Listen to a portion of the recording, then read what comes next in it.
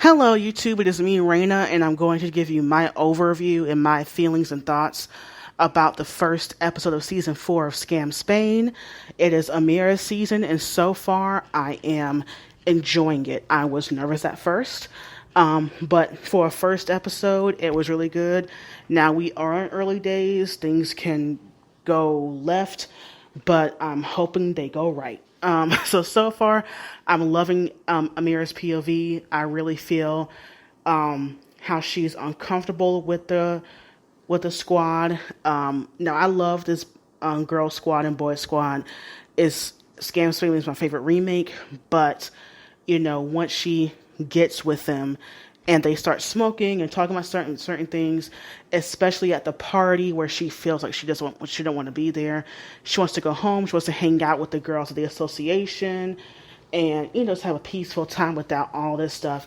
And I was like, wow. And with the party scenes in Scam, drama's going to go down. But before with Skam Spain, I never felt this way. But with Amira and how we're in her POV, I felt it to a T.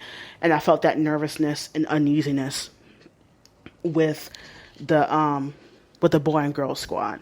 Now, what's the interesting thing here is that people were theorizing, is Danny going to be Spanish Yusuf? What's going on there? Now, if you saw in the trailer, there was another guy. I'm not sure when he's going to get introduced. So he might be Spanish Yusuf. It might be a love triangle. Who knows? We do not know. So, so we have a scene with, Amira and Danny. Obviously, she has a big crush on him. She's a crush on him forever, and he obviously doesn't know. I think he's going to be oblivious. It's kind of obvious, and he makes kind of a snide comment. He's teaching kids rugby. They're Muslim kids, and he remarks to Amira that one of them is he from Al Qaeda.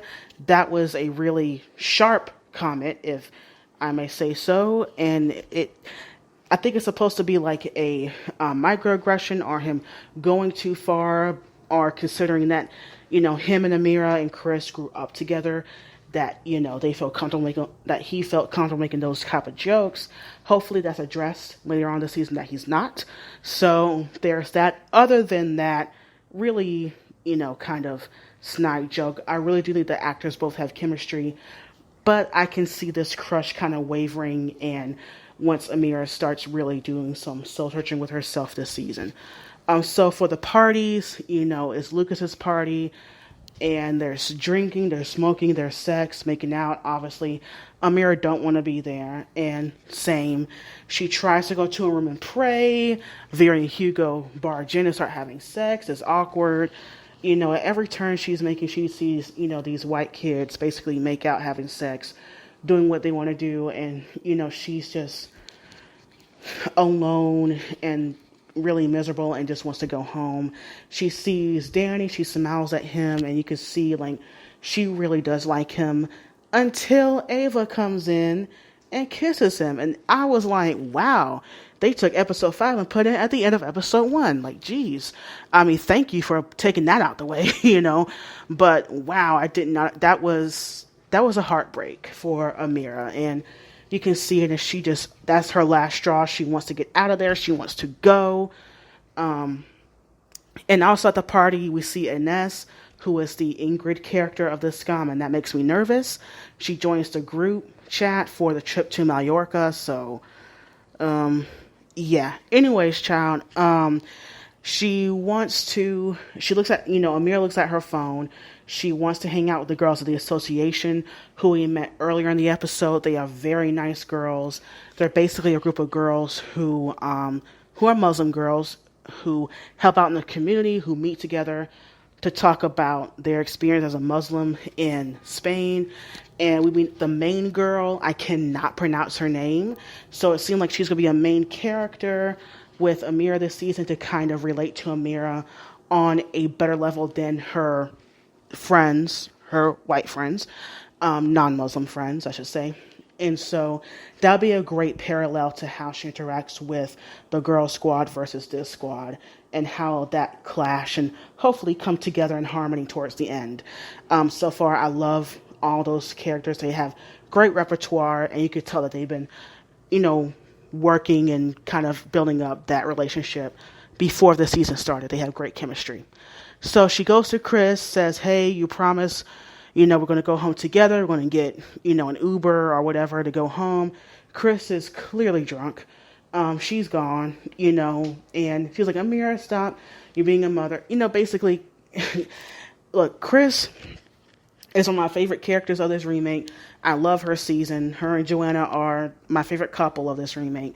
But yeah, this is one of Chris's faults where she doesn't take people's consideration. She has grown from that, but once she gets those drinks in her, it's gone. And people are inferring that it might be because Joanna's in the hospital, and considering it's towards the end of the year and all that stress, you can be like, oh, well, whatever. And when it comes to their relationship, Amira does not want to complain too much.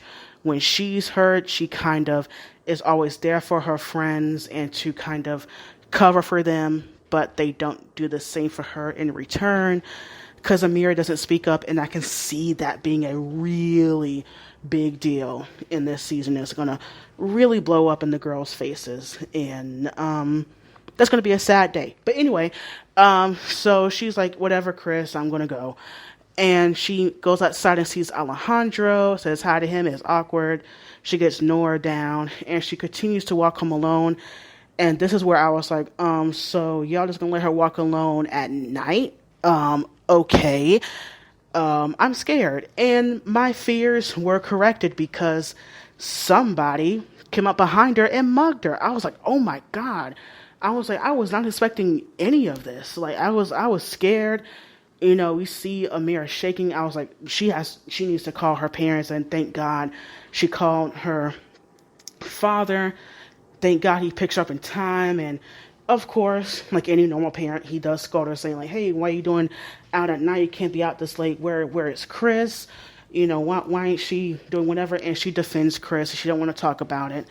And, we see her going to a room, and she sticks a pin into her Donald Trump bobblehead and just sits in her room alone. And it's just been a really bad night for her. And that just left me with, such, sadness for her. But it didn't feel like she was suffering. It's just like she clearly has an inner conflict within her. And she doesn't want to, like I said, she doesn't want to complain. She doesn't want to do that. But, it's, her two worlds are so separate. And she doesn't know what to do. So, overall, like I said, I enjoyed this episode. It's very interesting of this being the starting point, and I cannot wait to see where it goes from here. So, bye YouTube. What are your thoughts? Leave your comments down below. Bye.